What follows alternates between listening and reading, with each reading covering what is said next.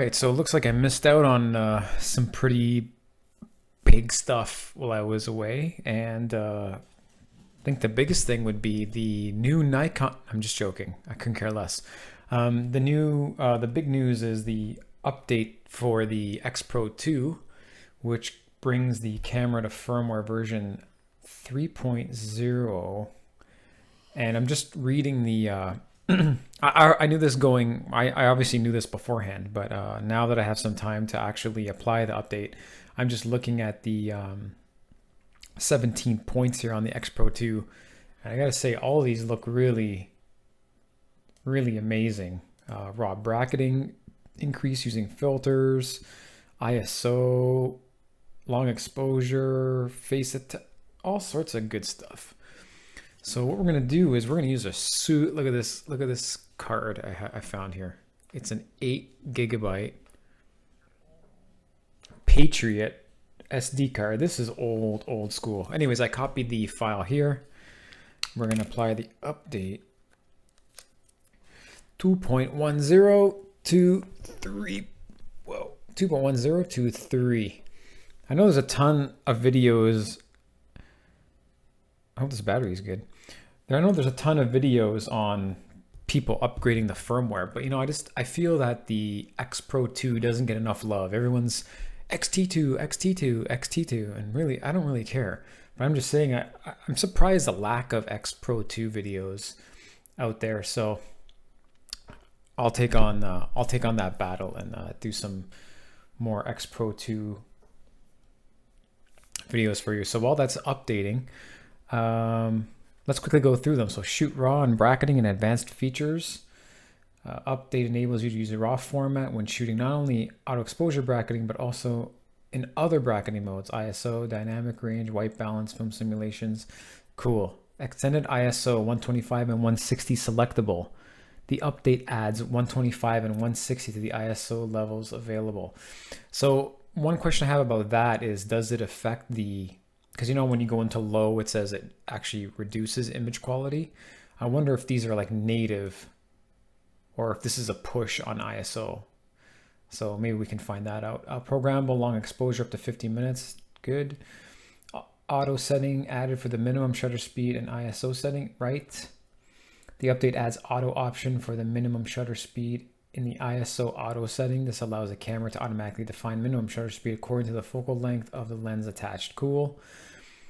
Face detection AF, better face detection, phase detection AF, awesome.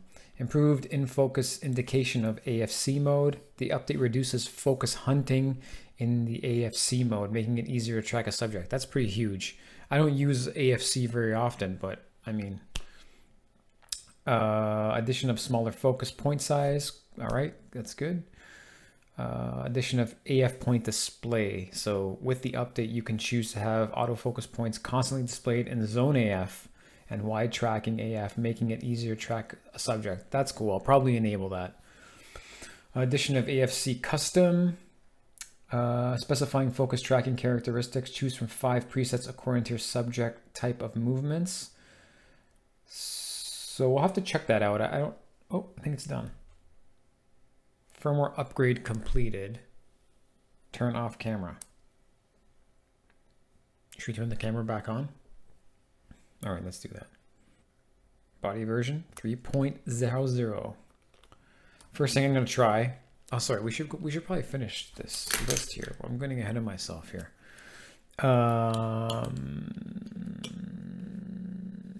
Change focus frame position while enlarging it. The update allows you to move the position of the focus frame while enlarging it. Single point in the AFS mode or in the manual focus. Cool. Addition of eye sensor plus LCD image display. That's pretty cool. Shorter EVF lag time. That's awesome. Name custom settings. That's cool. Right now I think it's like base 1, 2. Now you can add like a name, which is cool because you can. That's really cool if you're like actually just where I was, where it's like super bright all the time, super sunny. You can set that to be like your super sunny setting, and have it at a certain ISO and shutter speed.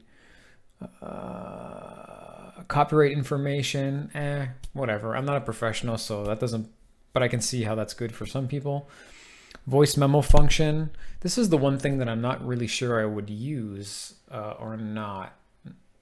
We'll have to see. That's going to be like a pure in the field type thing. I don't see myself pre-planning to be like, this is a this is a picture of blah blah blah. Maybe I would be more so inclined to say like, okay, I'm starting a panorama. This is shot 1 of 5 or something like that. Especially if you're in bracketing mode. So let's say you do that in bracketing and you have 3 shots or 5 shots or whatever. It might be hard to tell once you bring all those photos into Lightroom. Let's say you do 3 rounds of that. You don't know which one is maybe the starting. I don't know. Something like that would be cool. Or you just want to comment, say, oh, for the video I'm going to post on YouTube, I want to accentuate these features of this photo, because you might not remember later. I mean, let's all agree that we're all slowly going brain dead. So extended AE bracketing. The update extends AE bracketing from current 3 frames plus minus 2 EV to 9 frames. That's crazy. That's a lot of pictures. But I guess cool option to have. Addition of shoot without card. And that is it. So thanks for tuning in, guys. Maybe I will do a review on some of these features and we'll go from there. Thanks for watching.